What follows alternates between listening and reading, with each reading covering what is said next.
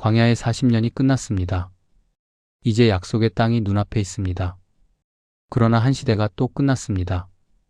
모세가 떠났기 때문입니다. 이제 한 사람이 서 있습니다. 그의 이름은 여호수아입니다. 광야의 믿음이 약속의 땅에서 시험받는 순간입니다. 여기서 우리는 묻게 됩니다. 믿음은 기적 속에서 자랄까요? 아니면 두려움 앞에서 자랄까요? 이제 여호수아의 이야기가 조용히 시작됩니다. 여호수아 1장. 모세가 죽은 후 하나님은 여호수아를 부르십니다. 광야의 지도자가 떠난 자리, 이제 새로운 시대가 시작됩니다. 내 종 모세가 죽었으니 너는 일어나 이 요단을 건너라. 하나님의 음성은 분명하고 조용하게 들립니다. 이스라엘 백성 전체가 여호수아의 어깨 위에 놓입니다. 한 사람의 시대가 끝나도 하나님의 일은 멈추지 않지 않습니까? 하나님은 여호수아에게 약속하십니다. 내가 모세와 함께 있었던 것처럼 너와 함께 있을 것이다. 그 약속은 광야의 기억 위에 세워집니다. 그러나 하나님은 또 말씀하십니다. 강하고 담대하라. 한 번이 아니라 여러 번 반복해서 말씀하십니다. 여기서 다시 묻게 됩니다. 왜 하나님은 담대하라 말씀하셨을까요? 여호수아의 마음에도 두려움이 있었기 때문 아닐까요? 요단 강 건너에는 강한 성읍들이 있습니다. 가나안의 왕들과 군대, 높은 성벽들이 기다리고 있습니다. 그러나 하나님은 다른 길을 말씀하십니다. 이 율법책을 내 입에서 떠나지 말게 하라. 낮과 밤으로 묵상하며 그 말씀을 따라 행하라 하십니다. 여기서 중요한 비밀이 드러납니다. 이스라엘의 승리는 군사력에서 나오지 않습니다. 말씀을 붙드는 삶에서 승리가 시작됩니다. 힘이 아니라 말씀에서 시작되지 않습니까? 여호수아는 백성의 관리들을 부릅니다. 양식을 준비하라. 3일 안에 요단을 건넌다. 광야의 시간이 끝나고 새로운 장이 열리는 순간입니다. 르우벤과 갓과 므낫세 반 지파에게도 약속을 기억하게 합니다. 그들은 요단 동편 땅을 받았지만 형제들과 함께 싸우기로 약속했습니다. 백성은 여호수아에게 대답합니다. 우리가 모세에게 순종했던 것처럼 당신에게도 순종하겠습니다. 그 말 속에는 새로운 시대의 시작이 담겨 있습니다. 그러나 그 고백 속에서도 한 문장이 반복됩니다. 강하고 담대하소서. 광야의 끝에서 새로운 지도자가 서 있습니다. 요단 강 건너에는 약속의 땅이 기다리고 있습니다. 여호수아의 이야기는 이제 시작됩니다. 하나님과 함께 걷는 믿음의 전쟁이 시작됩니다. 여호수아 2장. 요단 강 건너편에는 강한 성읍 하나가 서 있습니다. 그 이름은 여리고입니다.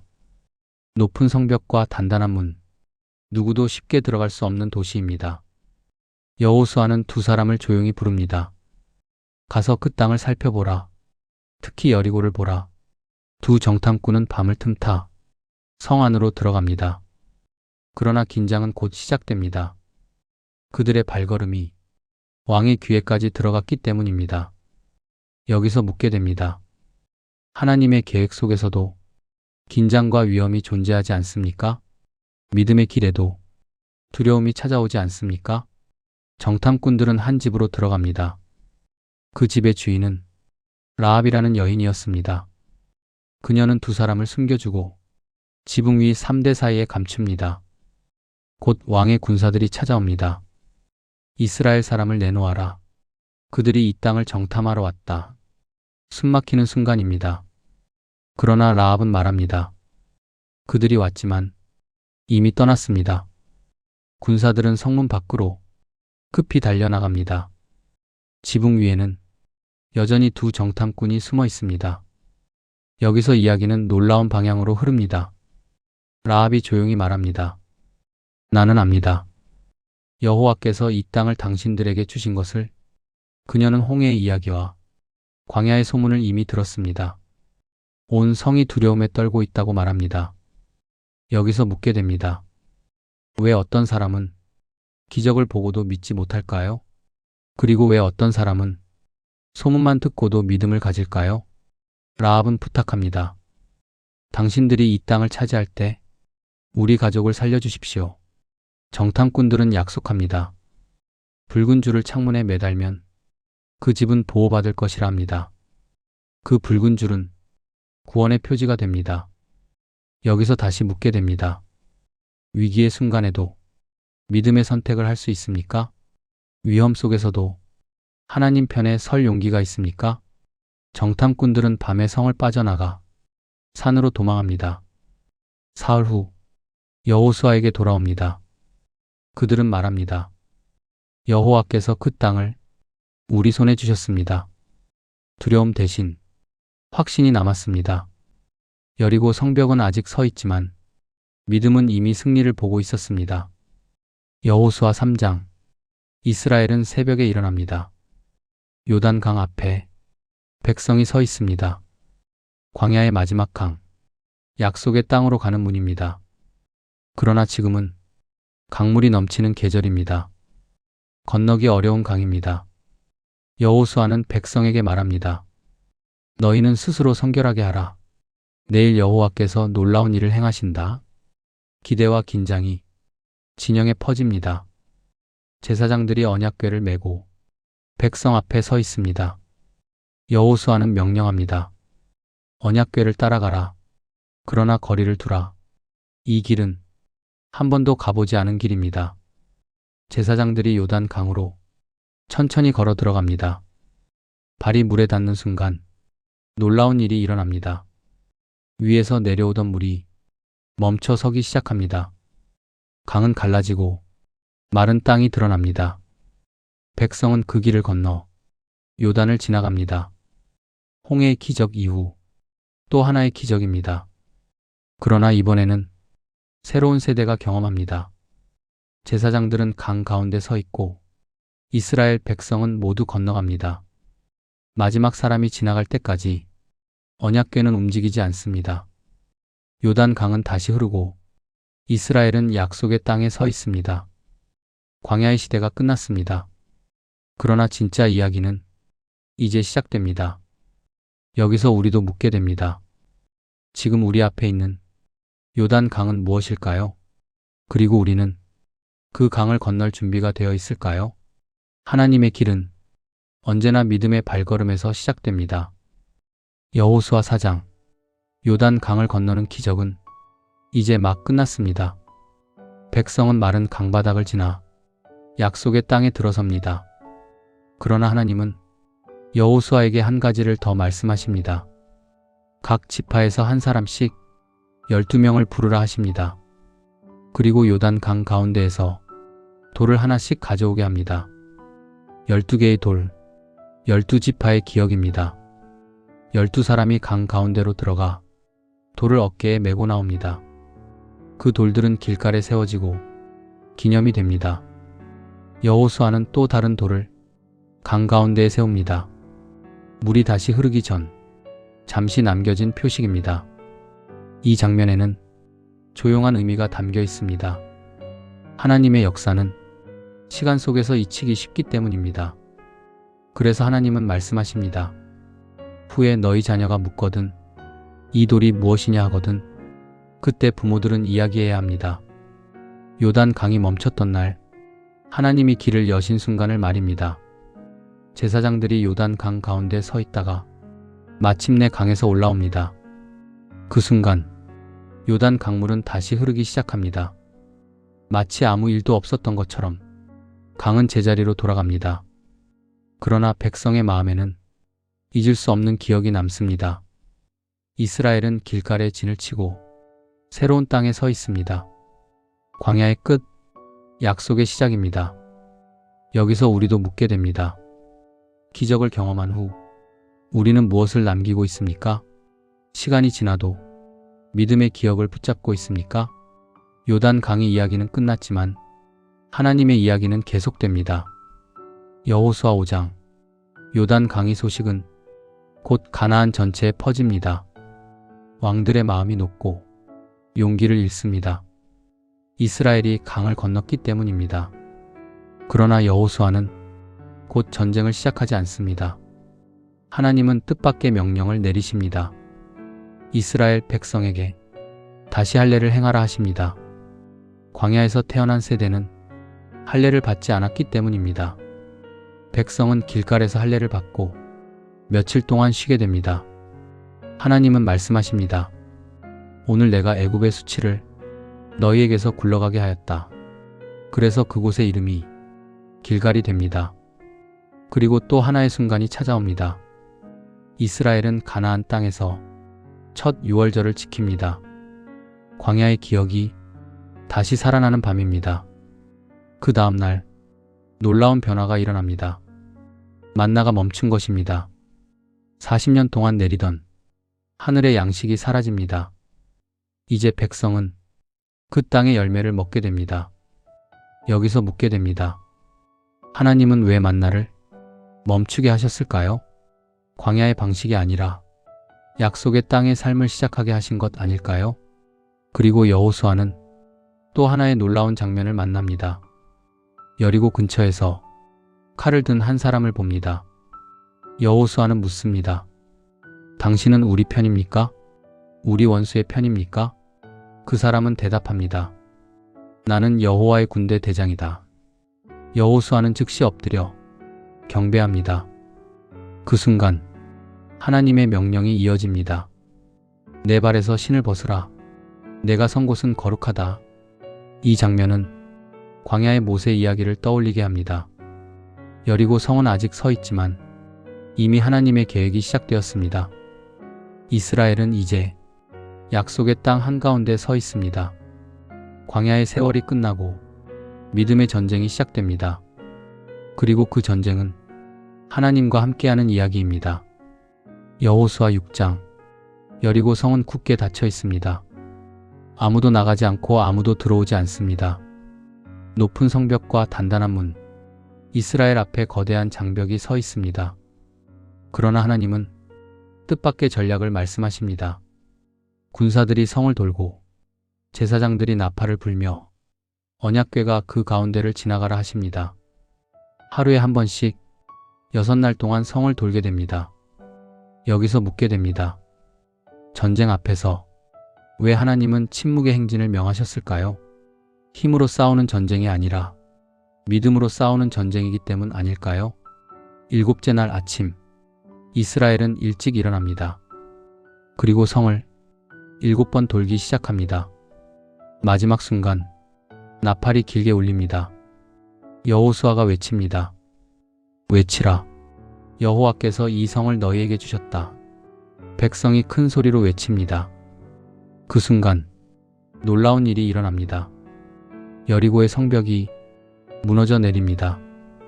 이스라엘은 성으로 들어가 승리를 거둡니다. 그러나 한 집은 무너지지 않습니다. 붉은 줄이 매달린 라합의 집입니다. 약속은 지켜지고 라합의 가족은 구원을 받습니다. 여리고는 무너졌지만 이 이야기는 단순한 전쟁이 아닙니다.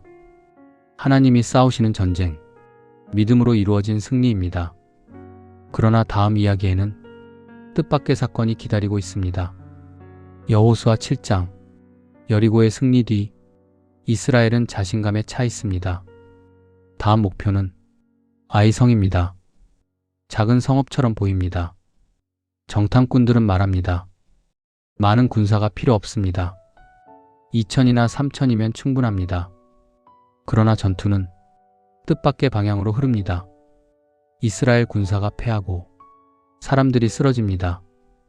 백성의 마음이 녹아 물처럼 흐릅니다. 여호수아는 옷을 찢고 하나님 앞에 엎드립니다. 그때 하나님은 말씀하십니다. 이스라엘이 죄를 지었다.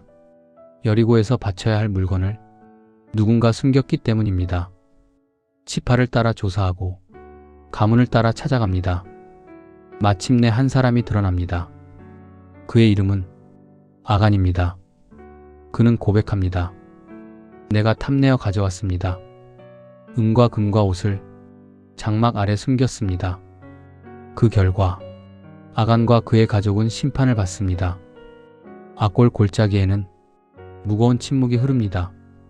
이 사건 이후 이스라엘은 다시 하나님 앞에 서게 됩니다. 그리고 새로운 기회가 찾아옵니다. 여호수아 8장. 하나님은 다시 여호수아에게 말씀하십니다. 두려워하지 말라.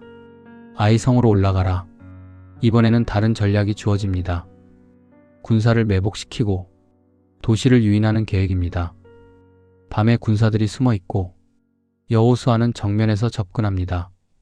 아이 성 왕은 이스라엘을 쫓아 나옵니다. 그 순간 도시는 비어버립니다. 여호수아가 창을 들자 매복한 군사들이 성으로 들어갑니다. 아이 성은 불타오르고 왕의 군대는 돌아갈 길을 잃습니다. 이번에는 완전한 승리입니다. 여기서 묻게 됩니다. 패배 뒤에 다시 일어나는 믿음, 우리에게도 가능하지 않습니까? 실패가 끝이 아니라 배움이 될 수 있지 않습니까? 전투가 끝난 후 여호수아는 중요한 일을 합니다. 에발산에 제단을 쌓고 하나님께 제사를 드립니다. 그리고 율법을 백성 앞에서 읽습니다. 여자와 아이와 나그네까지 모두가 그 말씀을 듣습니다. 여기서 다시 묻게 됩니다. 승리 뒤에 우리가 먼저 해야 할 일 무엇일까요? 성과를 자랑하는 것일까요? 아니면 하나님을 기억하는 것일까요? 여호수아의 전쟁은 단순한 정복이 아닙니다. 말씀으로 시작되고 말씀으로 마무리되는 여정입니다. 여리고의 기적, 아이 성의 실패와 회복, 이 모든 이야기 속에서 하나님의 손길이 이어집니다. 그리고 약속의 땅 이야기는 계속 펼쳐집니다. 여리고의 성벽이 무너지고 아이 성의 전쟁도 끝났습니다. 이스라엘은 승리를 경험하며 약속의 땅을 향해 나아갑니다. 그러나 다음 이야기는 칼과 성벽이 아니라 속임수와 판단의 이야기입니다. 때로는 전쟁보다 결정 하나가 더 중요합니다.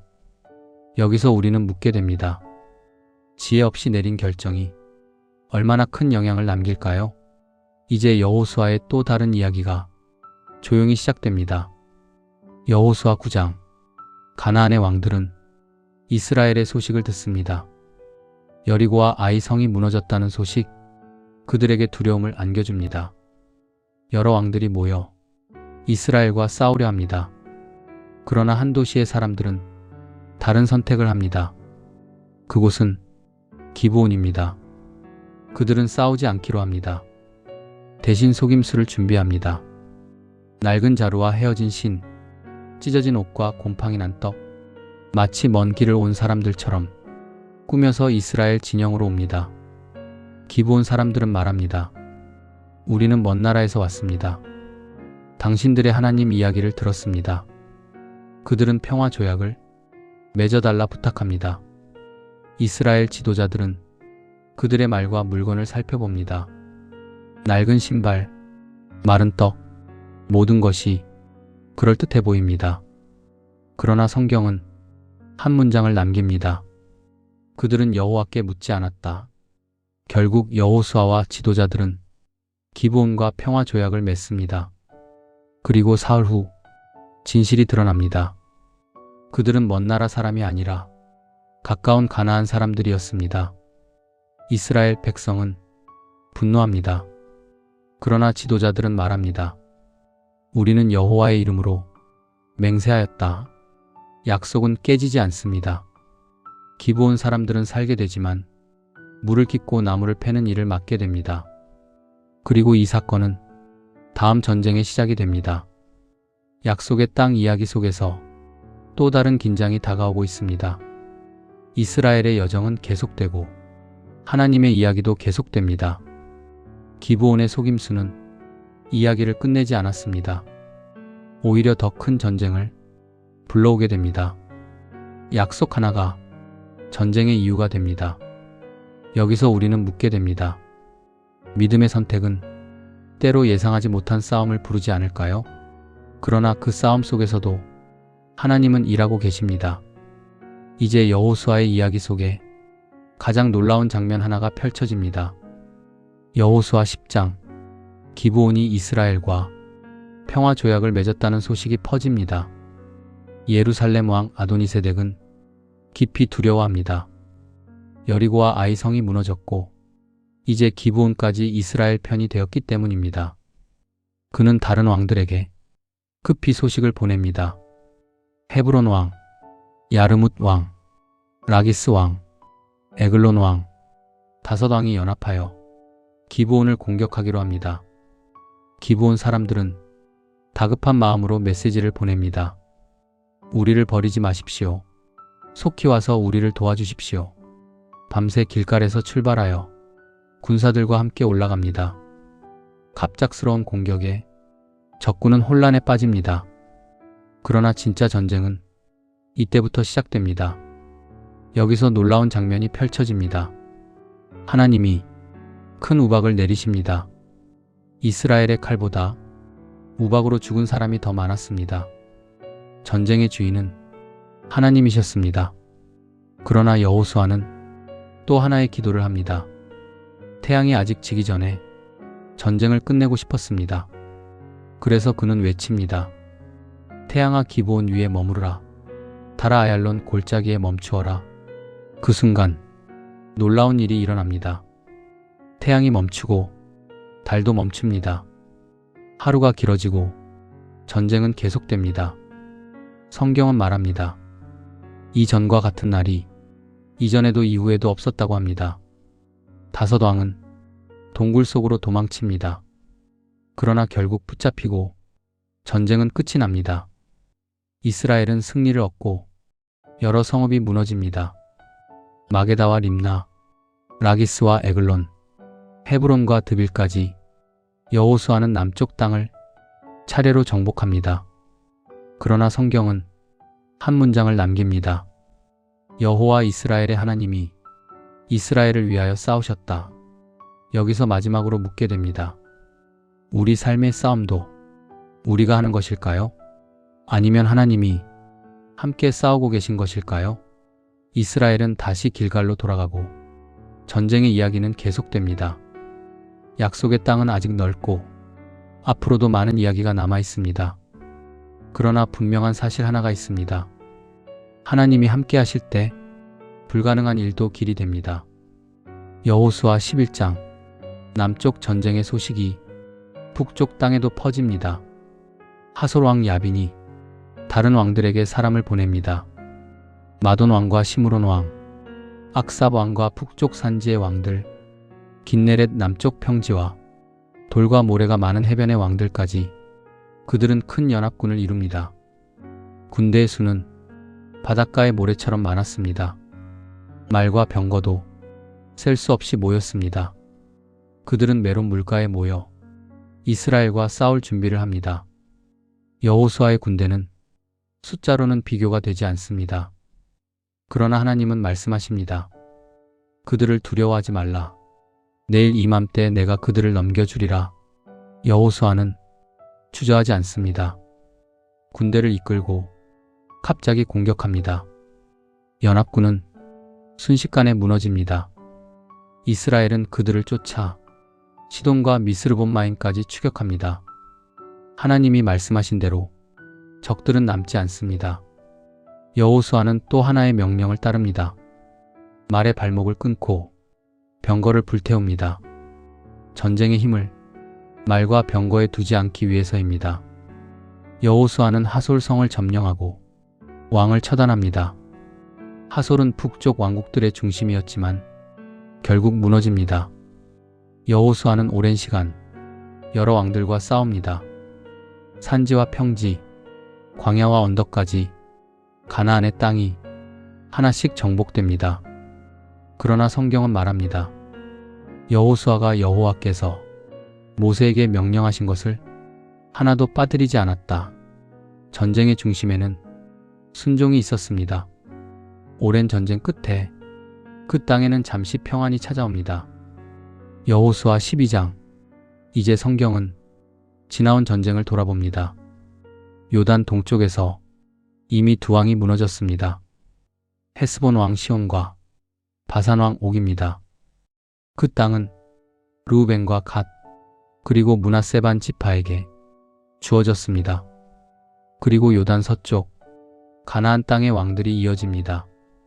여리고 왕, 아이 왕, 예루살렘 왕, 헤브론 왕, 야르뭇 왕, 라기스 왕, 에글론 왕, 게셀 왕, 드빌 왕, 고엘 왕, 호르마 왕, 아랏 왕, 림나 왕, 아둘람 왕, 마게다 왕, 베델 왕, 답부아 왕, 헤벨 왕, 아벡 왕, 라살론 왕, 마돈 왕, 하솔 왕, 시므론 왕, 악삽 왕, 다낙 왕, 무깃도 왕, 게데스 왕, 갈멜의 용르암 왕, 돌의 높은 곳 왕, 길갈의 고임 왕, 디르사 왕까지 모두 31왕입니다.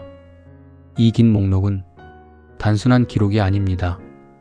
하나님의 약속이 하나씩 이루어진 증거입니다. 여기서 다시 묻게 됩니다. 우리 삶에도 이런 기록이 있습니까? 하나님이 이루신 일을 기억하고 있습니까? 수많은 전쟁과 시간 속에서 하나님의 약속은 멈추지 않았습니다. 여호수아의 이야기 속에서 한 가지 사실이 분명해집니다. 하나님이 시작하신 일은 끝까지 이루어집니다. 그리고 약속의 땅 이야기는 아직 계속되고 있습니다. 여호수아 13장. 여호수아는 이제 나이가 많이 들었습니다. 긴 전쟁의 세월이 지나고 머리에도 시간이 쌓였습니다. 그러나 하나님은 여호수아에게 말씀하십니다.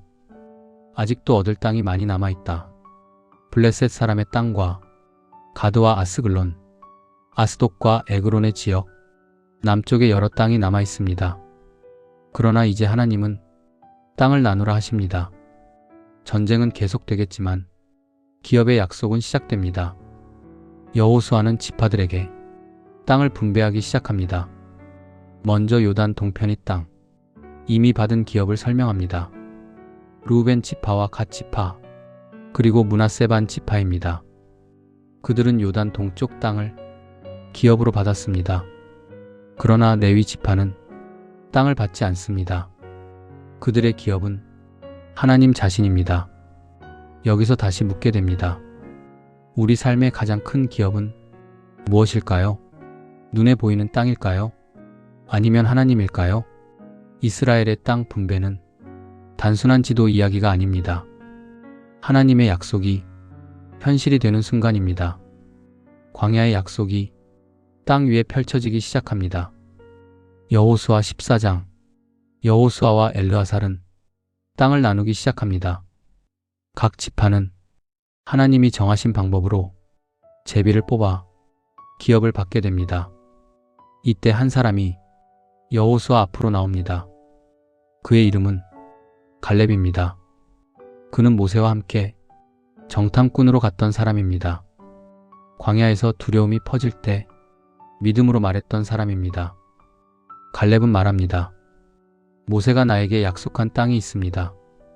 그는 헤브론 산지를 요청합니다. 갈렙은 말합니다. 나는 아직도 강건합니다. 전쟁에 나갈 힘이 있습니다. 그의 눈에는 여전히 믿음이 있습니다. 그 땅에는 아낙 자손이 살고 있습니다. 거대한 사람들, 강한 성읍입니다.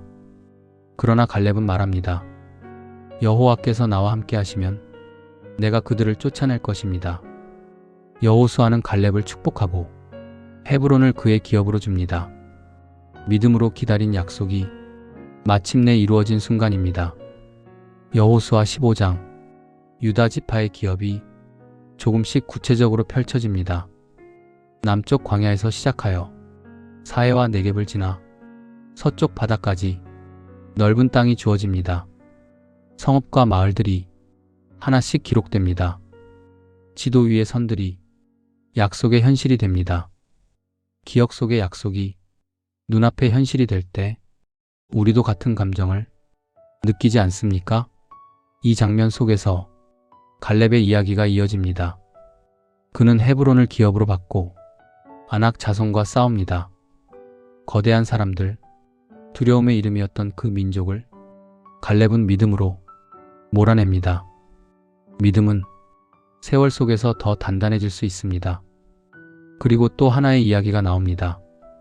갈렙은 말합니다. 드빌을 치는 사람에게 내 딸 악사를 주겠다. 그 말을 듣고 온니엘이 나섭니다. 그는 드비를 점령하고 악사와 결혼합니다. 그 후 악사는 아버지에게 부탁합니다. 땅을 주셨으니 샘물도 함께 주십시오. 갈렙은 기쁨으로 윗샘과 아랫샘을 줍니다. 작은 이야기지만 따뜻한 장면입니다. 예루살렘에 살던 여부스 사람들입니다. 그들은 여전히 그곳에 남아 유다와 함께 살게 됩니다. 여기서 다시 묻게 됩니다. 완전하지 않은 순종은 어떤 결과를 남길까요? 작은 타협이 미래의 문제로 남지 않습니까? 유다의 땅은 넓고 풍성하지만 이야기는 아직 끝나지 않습니다. 약속의 땅에서도 믿음의 싸움은 계속됩니다. 여호수아 16장. 이번에는 요셉 자손의 땅이 시작됩니다. 에브라임과 므낫세, 요셉의 두 아들 지파입니다. 그들의 경계는 요단 강에서 시작해 산지와 평야를 지나 서쪽 바다까지 이어집니다. 넓은 지역이 그들에게 주어집니다. 에브라임의 땅에는 많은 성읍이 있습니다. 평야와 산지, 풍성한 지역입니다. 그러나 에브라임 지파도 한 가지 문제를 남깁니다. 게셀에 살던 가나안 사람들입니다. 그들을 완전히 쫓아내지 않고 함께 살게 합니다. 그 결과 그들은 노역을 하는 사람들이 됩니다. 겉으로 보면 문제가 없어 보입니다. 그러나 성경은 조용히 기록합니다. 그들이 그곳에 남아 있었다고 말입니다. 요셉 자손의 땅은 풍성하고 넓습니다. 그러나 그 땅에도 믿음의 선택이 필요합니다. 약속의 땅은 단순한 장소가 아닙니다. 하나님과 함께 어떻게 살아갈 것인가의 이야기입니다. 그래서 여호수아의 이야기는 여전히 계속됩니다. 약속의 땅에서도 믿음의 여정은 멈추지 않습니다. 여호수아 17장. 요셉 자손의 기업 이야기는 여전히 계속됩니다. 이번에는 므낫세 지파의 차례입니다. 그 가운데 특별한 장면이 다시 등장합니다. 슬로브핫의 딸들입니다. 말라와 노아, 호글라와 밀가, 그리고 디르사. 그들의 아버지는 아들이 없이 죽었습니다. 그래서 그들은 모세 앞에 나왔던 사람들입니다. 우리에게도 기업을 주십시오. 그들의 요청은 이미 하나님께서 옳다고 하신 일이었습니다. 그래서 이제 그 약속이 이루어집니다. 그들은 아버지의 이름으로 기업을 받게 됩니다. 여기서 묻게 됩니다. 하나님은 작은 목소리도 들으시는 분 아닐까요? 약해 보이는 요청 속에서도 정의를 세우시지 않습니까? 므낫세 지파의 땅은 넓게 펼쳐집니다. 산지와 평야, 여러 성읍이 그들에게 주어집니다. 그러나 또 하나의 장면이 이어집니다. 므낫세 자손도 몇몇 가나안 사람들을 완전히 쫓아내지 못합니다. 그들은 그들을 남겨두고 노역을 시키게 됩니다. 요셉 자손은 여호수아에게 찾아옵니다. 그들은 말합니다. 우리 인구가 많습니다. 이 땅은 우리에게 좁습니다. 여호수아는 그들의 말을 듣고 말합니다. 너희가 강한 백성이면 산지를 개척하라. 그곳에는 숲이 있고 가나안 사람들이 있습니다. 또 철병거도 있습니다. 그러나 여호수아는 말합니다. 너희는 강하다. 그 땅을 차지할 것이다. 믿음은 때로 숲을 베어 길을 만드는 일입니다. 므낫세의 이야기는 그 도전 앞에서 끝이 납니다. 약속의 땅에서도 믿음은 여전히 필요합니다. 여호수아 18장. 이스라엘 백성은 실로에 모입니다. 그곳에 회막이 세워집니다.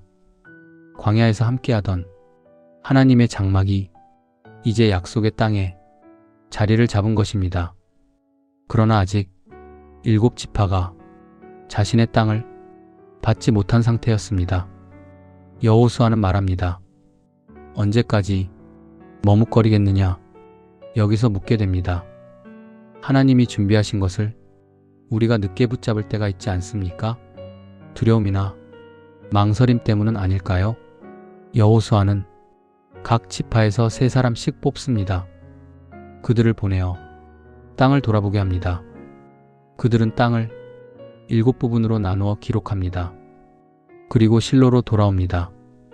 여호수아는 하나님 앞에서 제비를 뽑아 땅을 나눕니다.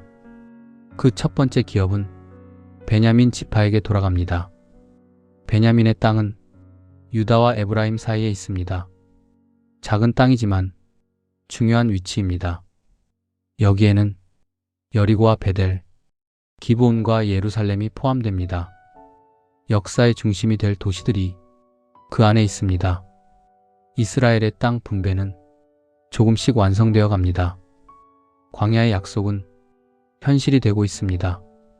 그러나 이 이야기는 단순한 땅의 이야기가 아닙니다. 하나님이 약속을 이루시는 긴 여정의 이야기입니다. 그리고 그 여정은 아직 계속되고 있습니다. 여호수아 19장, 이스라엘의 땅 분배는 이제 마지막 단계에 이릅니다. 남은 지파들이 차례로 기업을 받게 됩니다. 시므온 지파는 유다 지파의 땅 가운데에서 여러 성읍을 기업으로 받습니다. 유다의 땅이 넓었기 때문에 그 안에서 함께 살게 됩니다. 여기서 묻게 됩니다. 하나님이 주시는 자리에는 각자의 위치가 있지 않을까요? 크고 작은 차이가 있어도 모두 의미가 있지 않습니까?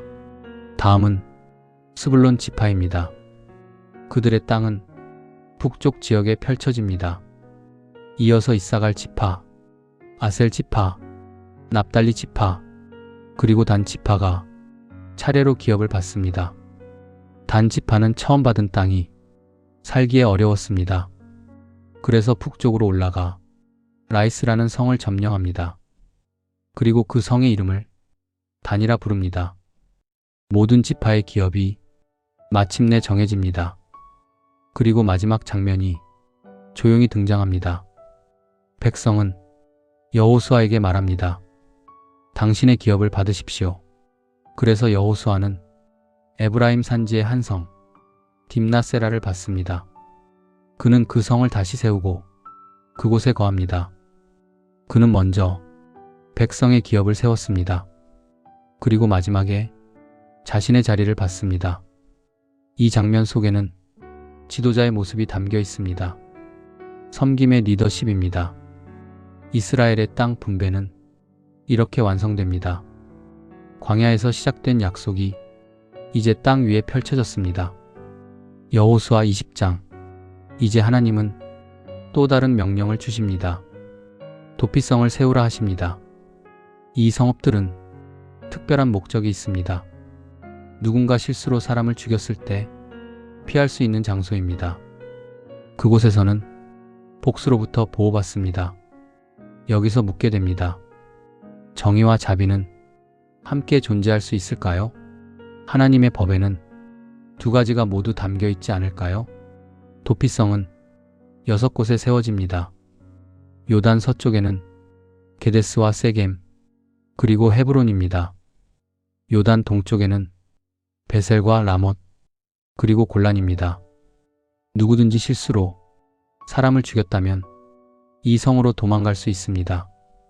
성문 앞에서 자신의 사정을 설명하면 장로들이 판단할 때까지 보호를 받습니다. 그러나 고의로 살인했다면 그 보호는 적용되지 않습니다. 도피성의 제도는 단순한 법이 아닙니다. 생명을 보호하고 공동체를 지키는 장치입니다. 하나님의 백성은 정의와 자비를 함께 배워갑니다. 여호수아 21장. 이제 레위 지파가 여호수아와 지도자들에게 나옵니다. 그들은 말합니다. 여호와께서 우리에게 성읍을 주라 하셨습니다. 레위 지파는 다른 지파처럼 땅을 받지 않습니다. 그들의 기업은 하나님이기 때문입니다. 그래서 이스라엘 각 지파의 땅에서 성읍들이 주어집니다. 제사장의 가문과 레위 가문에게 여러 성읍과 목초지가 나누어집니다. 총 48성읍입니다. 그 가운데 도피성도 포함됩니다. 레위 사람들은 이스라엘 곳곳에 흩어져 살게 됩니다. 그들의 삶은 말씀과 예배를 지키는 삶입니다. 그리고 2장 끝에서 성경은 중요한 말을 남깁니다. 여호와께서 이스라엘에게 주시겠다고 맹세하신 땅을 모두 그들에게 주셨다. 백성은 그 땅에 살며 평안을 얻습니다. 그리고 또 한 문장이 이어집니다. 여호와께서 그들에게 사방의 안식을 주셨다. 여호수아서의 이야기는 하나의 사실을 보여줍니다. 하나님이 하신 약속은 결코 실패하지 않습니다. 마지막 문장은 그 진실을 선포합니다. 여호와께서 이스라엘에게 말씀하신 모든 선한 약속이 하나도 이루어지지 않은 것이 없었다. 약속은 모두 이루어졌습니다. 그리고 이야기는 다음 장으로 이어집니다. 여호수아 22장. 전쟁의 긴 세월이 지나고 이스라엘 땅에는 잠시 평안이 흐릅니다. 여호수아는 한 무리를 조용히 부르십니다. 루벤 지파와 갓 지파, 그리고 므낫세 반 지파입니다. 그들은 요단 동편 이 땅을 기업으로 받은 사람들입니다. 그러나 그들은 오래도록 형제들과 함께 싸워왔습니다. 여호수아는 그들을 바라보며 따뜻한 말을 전하십니다. 여호와의 종 모세가 명한 것을 너희가 모두 지켰습니다. 또한 오늘까지 형제를 떠나지 않았습니다. 긴 전쟁의 시간 속에서도 그들은 약속을 지켰습니다. 그러나 여호수아는 그들의 신실함을 기억하십니다. 그리고 말합니다. 이제 너희는 돌아가십시오. 너희 장막으로 돌아가십시오. 그들의 집은 요단 동편, 가족이 기다리는 땅입니다. 그러나 여호수아는 한 가지를 다시 당부하십니다. 오직 너희 하나님 여호와를 사랑하며 따르십시오. 그의 계명을 지키고 그에게 가까이 하십시오. 마음을 다하고 뜻을 다하여 섬기십시오. 여호수아는 그들을 축복하며 돌려보냅니다. 그들은 많은 가축과 은과 금과 옷을 가지고 돌아갑니다. 전쟁의 전리품이지만 그 속에는 형제와 나눈 시간도 있습니다. 요단 강 가까이에 이르렀을 때 그들은 한 가지 일을 합니다. 큰 제단 하나를 세우기 시작합니다. 멀리서도 보일 만큼 아주 큰 제단입니다. 그 소식이 곧 이스라엘 진영에 퍼집니다. 사람들은 말합니다. 그들이 제단을 세웠다 합니다. 그 말은 곧 긴장으로 바뀝니다. 왜냐하면 하나님께 드리는 제단은 하나만 있어야 했기 때문입니다. 실로의 회막 앞, 그곳이 유일한 제단입니다. 한 사람의 죄가 온 공동체를 흔든 적이 있었습니다. 그래서 이스라엘은 다시 같은 일을 두려워합니다. 그들은 곧 모여 전쟁을 준비합니다. 그러나 곧 한 가지를 먼저 하기로 합니다. 진실을 확인하는 일입니다. 제사장 비느하스와 10지파의 지도자들이 요단 동편으로 보내집니다. 그들은 르우벤과 갓, 므낫세 반 지파를 만나 엄숙하게 묻습니다. 어찌하여 이런 일을 했습니까? 여호와를 떠나려 합니까? 또 다른 제단을 쌓으려 합니까? 그들의 질문 속에는 두려움이 담겨 있습니다. 요단 동편의 지파들이 조용히 대답합니다. 여호와 하나님, 그가 아십니다. 우리가 반역하려는 것이 아님을 아십니다. 그들은 말합니다. 이 제단은 제사를 위한 것이 아닙니다. 증거를 위한 것입니다. 그들의 마음에는 한 가지 두려움이 있었습니다. 언젠가 요단 서편 사람들이 이렇게 말할까 두려웠습니다. 너희는 우리와 상관없다. 그래서 그들은 기념을 남기고 싶었습니다. 하나님의 백성이라는 증거를 남기고 싶었습니다. 신앙은 어디에 남겨질까요? 말일까요? 아니면 삶의 흔적일까요? 그들의 설명을 들은 비느하스와 지도자들은 마음을 놓습니다. 그리고 말합니다. 오늘 우리가 알았습니다. 여호와께서 우리 가운데 계십니다. 전쟁은 일어나지 않습니다. 오해는 풀리고 평안이 찾아옵니다. 그 제단의 이름은 증거라 불립니다. 여호와께서 우리 하나님이심을 증거하는 제단입니다. 이 이야기는 조용히 말합니다. 때로 갈등은 대화 속에서 풀립니다. 그리고 신앙의 증거는 사람 사이의 다리로 남습니다. 요단 강은 여전히 흐르지만 이스라엘은 하나입니다. 그리고 이야기는 마지막 장들을 향해 갑니다. 여호수아 23장. 세월이 많이 흐르고 이스라엘 땅에는 평안이 있습니다. 여호수아도 이제 나이가 많이 들었습니다. 그의 머리에는 긴 세월의 흔적이 남아 있습니다. 그는 이스라엘의 장로와 지도자들을 부르십니다. 재판장과 관리들까지 모두 모이게 하십니다. 그리고 조용히 말하기 시작합니다. 나는 이제 늙고 나이가 많아졌습니다. 너희는 보았습니다. 여호와께서 하신 모든 일을, 가나안의 여러 왕들, 강한 성읍과 군대들, 그러나 전쟁의 승리는 사람의 힘이 아니었습니다. 이스라엘이 승리한 이유는 무엇이었을까요? 군대의 숫자였을까요? 아니면 하나님이었을까요? 여호수아는 말합니다. 여호와께서 너희를 위하여 싸우셨습니다. 그들은 홍해를 건넜고 광야를 지나왔습니다. 여리고 성벽이 무너졌고 많은 왕들이 쓰러졌습니다. 그러나 여호수아는 한 가지를 다시 말합니다. 여호와를 가까이 하십시오. 그 말씀은 부드럽지만 분명합니다. 너희 하나님 여호와를 사랑하십시오. 여호수아는 경고도 합니다. 만일 너희가 돌아서서 다른 민족과 섞인다면 그들이 올무가 되고 가시가 될 것입니다. 그 말은 조용하지만 무겁습니다. 왜냐하면 인간의 마음은 쉽게 흔들리기 때문입니다. 여호수아는 마지막으로 말합니다. 여호와께서 약속하신 모든 선한 말씀이 이루어졌습니다. 한 말씀도 이루어지지 않은 것이 없습니다. 여기서 묻게 됩니다. 하나님의 약속은 정말 실패하지 않을까요? 시간이 지나도 그 말씀은 살아있지 않습니까? 여호수아는 알고 있습니다. 이제 자신의 시간이 얼마 남지 않았다는 것을. 그래서 그는 마지막으로 말합니다. 여호와께 충성하십시오. 그 말은 짧지만 깊습니다. 이스라엘의 미래는 그 선택에 달려있기 때문입니다. 바람이 조용히 불고 그날의 말은 마음에 남습니다. 그리고 이야기는 마지막 장으로 이어집니다. 여호수아 24장. 여호수아는 다시 이스라엘을 모이게 합니다. 이번에는 세겜이라는 곳입니다. 그곳은 오래된 이야기들이 기억되는 장소입니다. 아브라함이 처음 제단을 쌓았던 땅입니다. 야곱이 하나님께 예배했던 자리입니다. 그곳에서 여호수아는 이스라엘에게 말합니다. 먼 옛날 이야기부터 시작합니다. 아브라함의 아버지 데라의 시대, 사람들이 다른 신을 섬기던 때입니다. 그러나 하나님은 아브라함을 부르셨습니다. 그를 애굽과 가나안, 여러 땅으로 인도하셨습니다. 이삭과 야곱, 그리고 요셉의 이야기까지 이스라엘의 역사가 조용히 펼쳐집니다. 여기서 묻게 됩니다.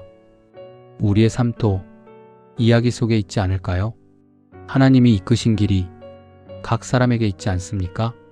여호수아는 말합니다. 이제 여호와를 경외하십시오. 진실함과 성실함으로 그를 섬기십시오. 그리고 한 문장을 말합니다. 아주 유명한 말입니다.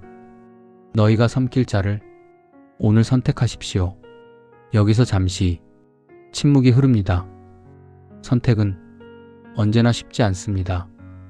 그러나 여호수아는 자신의 마음을 말합니다. 나와 내 집은 여호와를 섬기겠습니다. 우리의 선택은 무엇일까요? 우리는 누구를 따르고 있습니까? 백성은 대답합니다. 우리가 어찌 여호와를 떠나겠습니까? 그들은 하나님의 은혜를 기억합니다. 애굽에서 구원받은 일, 광야에서 보호받은 일, 그리고 가나안 땅까지 인도받은 모든 길을 말합니다. 그러나 여호수아는 다시 묻습니다. 너희가 정말 여호와를 섬기겠습니까? 그 질문은 마음을 확인하는 질문입니다. 백성은 말합니다. 우리는 여호와를 섬기겠습니다. 그래서 여호수아는 언약을 세웁니다. 그날 세겜에서 언약이 기록됩니다. 그리고 큰 돌 하나를 세웁니다. 그 돌은 증거가 됩니다. 우리 삶에도 이런 돌이 있습니까? 하나님과 약속했던 순간의 기억이 있습니까? 세월이 흐르고 여호수아의 삶도 마칩니다. 그는 110세의 나이였습니다. 그는 딥나세라에 묻힙니다. 그리고 또 한 문장이 성경에 남습니다. 이스라엘은 여호수아의 날 동안 여호와를 섬겼습니다. 한 사람의 믿음이 한 세대를 이끌었습니다. 여호수아서의 이야기는 여기서 끝이 납니다. 그러나 질문은 우리에게 남습니다. 지금 우리의 삶 속에서 우리는 누구를 섬기고 있습니까? 그리고 오늘 어떤 선택을 하고 있습니까?